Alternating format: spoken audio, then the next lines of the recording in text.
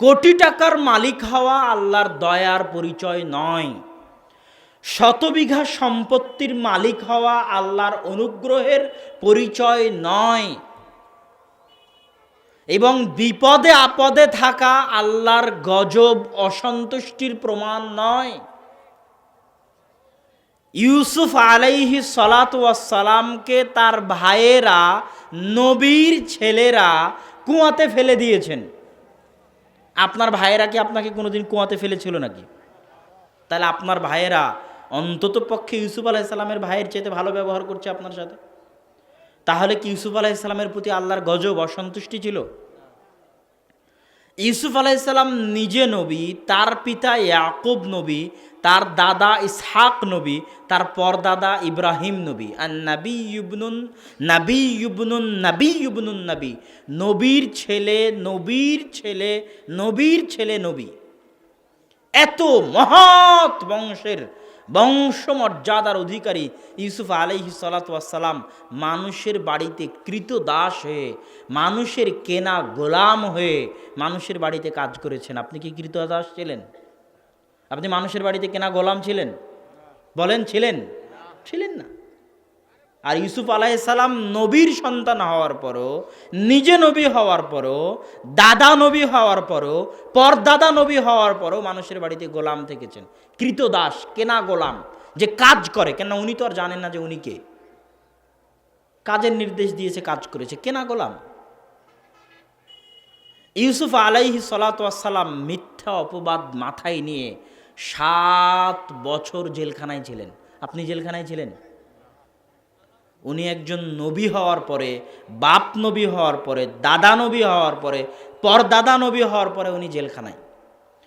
তাহলে আল্লাহর দয়া আপনার 100 কোটি টাকার 100 বিঘা জমি প্রমাণ করে না যে আপনার উপর আল্লাহর দয়া আছে। ইউসুফের উপর আল্লাহর দয়া আছে, এটা কি প্রমাণ করে বলেন তো? একটা প্রশ্ন। পুরো ইউসুফ আলাইহিস সালামের জীবনী সবাই জানেন। তো ইউসুফ আলাইহিস সালামের এই পুরো জীবনীতে ইউসুফ আলাইহিস সালামের উপর যে আল্লাহর দয়া আছে, এটার একটা প্রমাণ দেখান, একদম স্পেসিফিক প্রমাণ। জি, কি দেওয়া? মাশাআল্লাহ, জেনা থেকে বাঁচিয়ে নেওয়া। আল্লাহু আকবার। এটাই ইউসুফ আলাইহিস সালামের প্রতি আল্লাহর দয়ার প্রমাণ যে আল্লাহ তাকে অসৎ পথ থেকে, খারাপ পথ থেকে, নিকৃষ্ট পথ থেকে বাঁচিয়ে নিয়েছেন। আর আপনার উপর আল্লাহর অভিশাপের এটাই প্রমাণ, আল্লাহর উপর, আপনার উপর আল্লাহর দয়া না থাকার এটাই প্রমাণ। আপনি আল্লাহর রহমত থেকে বঞ্চিত, আল্লাহর দরবার থেকে বিতাড়িত, আল্লাহর করুণা দৃষ্টি থেকে বঞ্চিত। আপনি আল্লাহর রহমত, দয়া থেকে মাহরুম। সরিষা সমপরিমাণ দয়া রহমত আপনার উপর আল্লাহর নাই, এটাই প্রমাণ। আল্লাহ আপনাকে সুদে ব্যস্ত রেখেছে, আল্লাহ আপনাকে ফজরের সালাত পড়তে দেয়নি, আল্লাহ আপনাকে তাহাজ্জুদের সালাত পড়তে দেয়নি, আল্লাহ আপনাকে গানে ব্যস্ত রেখেছে, আল্লাহ আপনাকে খারাপ কাজে ব্যস্ত রেখেছে। এটাই সবচেয়ে বড় শাস্তি আপনার জন্য, যে আপনি আল্লাহর রহমত থেকে বঞ্চিত। এটা মানুষকে বুঝতে পারতে হবে। আপনি ফজরের সালাত আদায় করতে পারছেন না মানে আপনি আল্লাহর থেকে দূরে চলে গেছেন, এটা অনুভব করতে পারতে হবে। আপনি গান বাজনায় ব্যস্ত আছেন, খারাপ কাজে ব্যস্ত আছেন, হারাম উপার্জনে ব্যস্ত আছেন, মানে আপনি আল্লাহর রহমত থেকে বঞ্চিত হয়ে গেছেন, আল্লাহর দয়া করুণা দৃষ্টি থেকে বঞ্চিত আছেন। রাসূল সাল্লাল্লাহু আলাইহি ওয়াসাল্লাম বলছেন, ইন্নাল্লাহা ইউতিদ দুনিয়া লিমান ইউহিব ওয়া মান লা ইউহিব। আল্লাহ সুবহানাহু ওয়া তাআলা দুনিয়া তাকেও দেন যাকে আল্লাহ সুবহানাহু ওয়া তাআলা ভালোবাসেন, আর আল্লাহ সুবহানাহু ওয়া তাআলা দুনিয়া তাকেও দেন যাকে আল্লাহ সুবহানাহু ওয়া তাআলা ভালোবাসেন না। আল্লাহ ফেরাউনকে দুনিয়া দেননি, ক্ষমতা দেননি, পাওয়ার। আল্লাহ কারুনকে ধন সম্পদ দেননি, দিয়েছেন। আল্লাহ দাউদ সুলাইমানকেও ক্ষমতা, পাওয়ার দিয়েছেন, ধন সম্পদ দিয়েছেন। মানে আল্লাহ ধন সম্পদ, ক্ষমতা, পাওয়ার যাকে ভালোবাসেন তাকেও দেন, যাকে ভালোবাসেন না তাকেও দেন। কিন্তু আল্লাহর ইবাদত করার সুযোগ, আল্লাহর দাসত্ব করার সুযোগ, আল্লাহর কাছে থাকার সুযোগ, কাছে আসার সুযোগ, আল্লাহর সাথে যোগাযোগ, সম্পর্ক রক্ষা করার সুযোগ আল্লাহ তাকেই দেন যাকে তিনি ভালোবাসেন। এবং যে আল্লাহর কাছে যেতে থাকে আল্লাহর আনুগত্যের মাধ্যমে তাকে আল্লাহ এত কাছে করে নেন, এত কাছে করে নেন, ফরজ ইবাদত আদায় করে, পাশাপাশি নফল করে, নফল সালাত, নফল সিয়াম, এগুলোর মাধ্যমে সে আল্লাহর এত নৈকট্য অর্জন করে, আল্লাহর ভালোবাসা, দয়া, রহমত এত অর্জন করে। আল্লাহ রসুলের বুখারীর হাদিস যে তার হাত যেন আল্লাহর হাত হয়ে যায়, তার পা যেন আল্লাহর পা হয়ে যায়। এইভাবে রাসূল সাল্লাল্লাহু আলাইহি ওয়াসাল্লামের হাদিস যে আল্লাহ তাকে এত কাছে করে নেন, এর সাথে যে শত্রুতা করে আল্লাহ তার সাথে শত্রুতা করবে। সম্মানিত উপস্থিতি, আল্লাহ সুবহানাহু ওয়া তাআলা আমাদেরকে আল্লাহ সুবহানাহু ওয়া তাআলার কাছে আসার, তার নৈকট্য অর্জন করার তৌফিক দান করুক, আল্লাহুম্মা আমিন।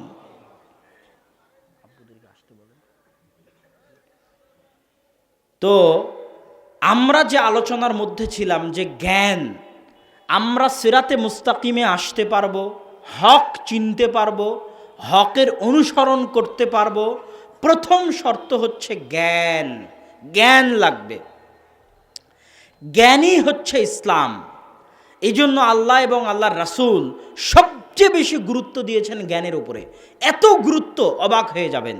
রাসূল সাল্লাল্লাহু আলাইহি ওয়াসাল্লাম বলছেন, ইন্নাল্লাহা লা ইয়ান্তাসিউল ইলমা, আল্লাহ সুবহানাহু ওয়া তাআলা জ্ঞানকে মানুষের মধ্যে থেকে ছিনিয়ে নেবেন না, বরং জ্ঞানকে উঠিয়ে নেবেন আলেমদের মৃত্যুর মাধ্যমে। ফাইদা আলাম ইয়াবকা আলেমান, যখন কোনো আলেম বাকি থাকবে না, ইত্তাখাদান নাসুর উসান জোহালা, মানুষ জাহেলদেরকে আলেম বানিয়ে নিবে, নেতা বানিয়ে নিবে।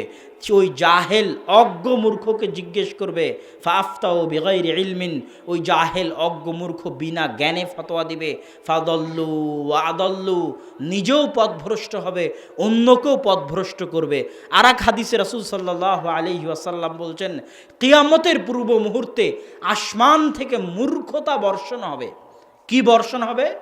মূর্খতা বর্ষণ হবে, আর জ্ঞান উঠিয়ে নেওয়া হবে, আর মানুষের মধ্যে মূর্খতা বর্ষণ হবে।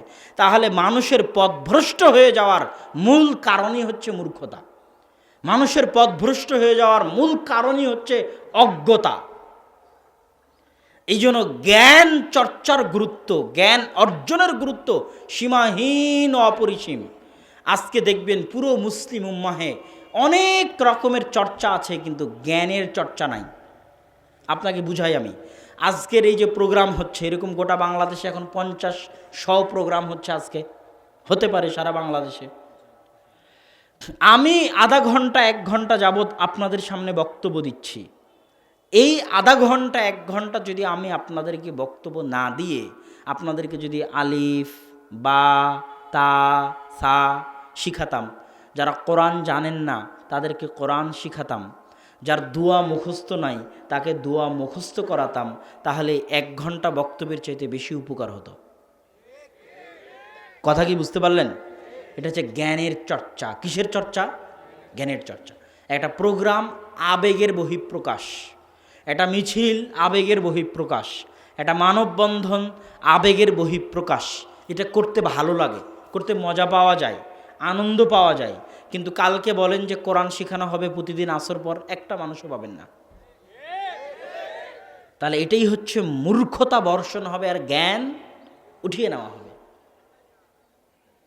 এতগুলো মানুষ, যতগুলো মানুষ আজকে বক্তব্য শুনতে আসছে, আপনি কল্পনা করেন এতগুলো মানুষ যদি জ্ঞানী হয়, সামান্যতম কোরআন নিজে পড়তে পারে, কোরআন বুঝতে পারে, তারা দোয়া সব মুখস্থ আছে, দোয়ার অর্থগুলো বুঝতে পারে, এরকম সামান্যতম যদি জ্ঞানী হয়, সমাজের চেহারা পাল্টে যাবে না? যাবে না? অবশ্যই যাবে।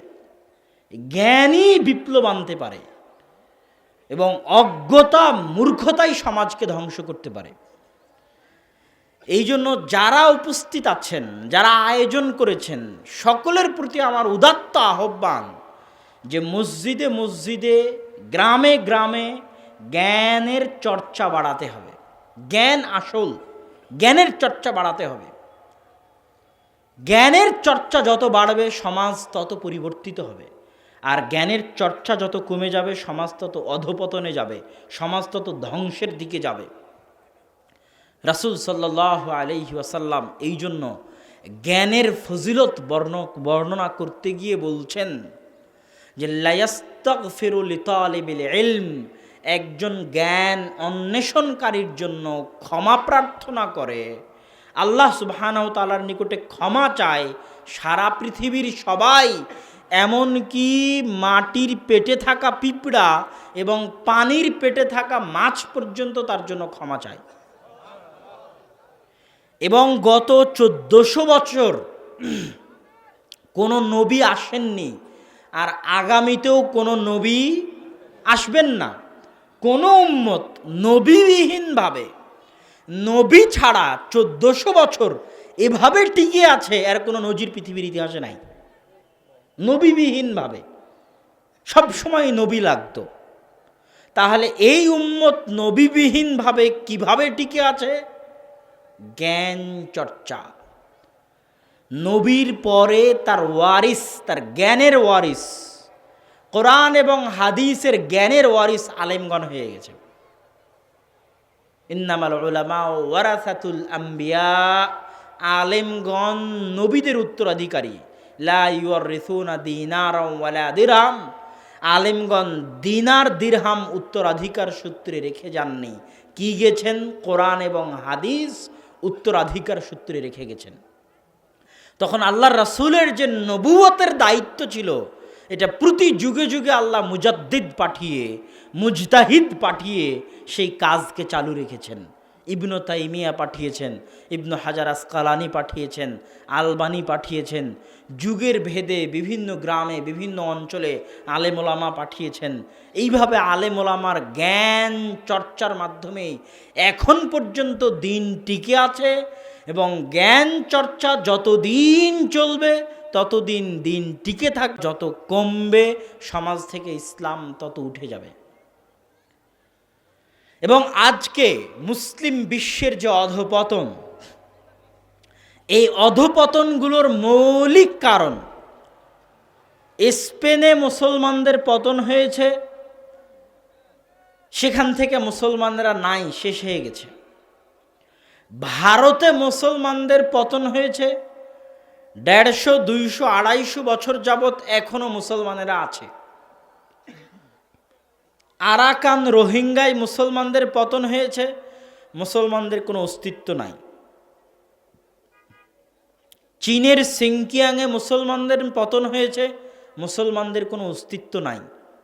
তাহলে ভারতের মুসলমানদের সাথে রোহিঙ্গার চীনের সিনকিয়াংয়ের মুসলমানদের পার্থক্যই হচ্ছে জ্ঞানের চর্চা। ভারতে যখনই পতন হয় মুসলমান শাসনের, আর ব্রিটিশরা আসে, তখন ঘরে ঘরে মাদ্রাসা তৈরি হয়ে গেছে, কওমি মাদ্রাসা।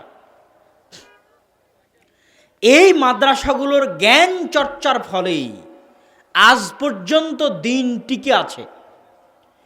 এবং মাদ্রাসাগুলো হচ্ছে দিনের দুর্গ। যত জ্ঞান চর্চা বাড়বে সমাজে, তত সমাজ পরিবর্তিত হবে। এই জন্য আমার একটা কথা, বক্তব্যের সব অংশ ভুলে গেলে এ অংশ ভুলে যাবেন না। কোনো মুসলমানের মৃত্যু বরণ করা উচিত নয় কোরআন না শিখে। কি না শিখে বলেন তো? কোরআন না শিখে। কোনো মুসলমানের সন্তানের বড় হওয়া উচিত নয় কোরআন না শিখে। কোনো মুসলমানের মৃত্যুবরণ করা উচিত নয় কোরআন না শিখে। আপনার শপথ থাকা উচিত, দৃঢ় শপথ, যে আমি মরব না। কি না শিখে বলেন তো? কোরআন না শিখে। এবং আপনি আপনার সন্তানকে বড় করবেন না কি না শিখিয়ে? কোরআন না শিখিয়ে। কোরআনবিহীন জীবন বরকতবিহীন জীবন। কোরআনবিহীন জীবন পশু পাখি কুকুর শৃগালের মতো জীবন। যে জীবনে সকালে কোরআন পড়া হয়নি, সন্ধ্যায় কোরআন তেলাওয়াত হয়নি, যে বাড়িতে কোরআন তেলাওয়াত হয়নি, ওই বাড়ি অন্ধকার কবর। ওই বাড়ি কি বলেন তো? অন্ধকার কবর। এবং যে ব্যক্তি নিজে সকালে কোরআন পড়েনি, সন্ধ্যায় কোরআন পড়েনি, তার জীবন কুকুর শ্রীগালের মতো জীবন, বরকতবিহীন জীবন। এই জন্য উপস্থিত সকল মুসলমানের সন্তানকে, সকল মুসলমানকে আজকের সংক্ষিপ্ত বক্তব্যে আমার উদাত্ত আহ্বান, সমাজ টিকিয়ে রাখতে চাইলে, পরিবার টিকিয়ে রাখতে চাইলে, সমাজ সংস্কার করতে চাইলে জ্ঞানের চর্চা বাড়াতে হবে। আর জ্ঞানের চর্চার প্রথম ধাপ কোরআন শিক্ষা। আর কোনো মুসলমানের সন্তান কোরআন না শিখে বড় হতে পাবে না, এটা পিতার জিম্মেদারি। আর কোনো মুসলমান কোরআন না শিখে মরতে পাবে না, এটা মসজিদের জিম্মেদারি। মসজিদ কমিটি যদি না পালন করতে পারে এই দায়িত্ব, তাকে দায়িত্ব ছেড়ে দিতে হবে, কিন্তু কোরআন মুসলমানের সন্তানকে শিখাতেই হবে।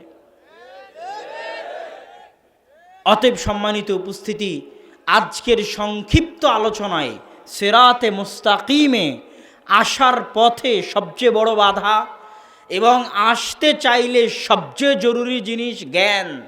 যে আসতে পারছে না তার অজ্ঞতা, মূর্খতা, জ্ঞান নাই, তাকে জ্ঞান দিতে হবে।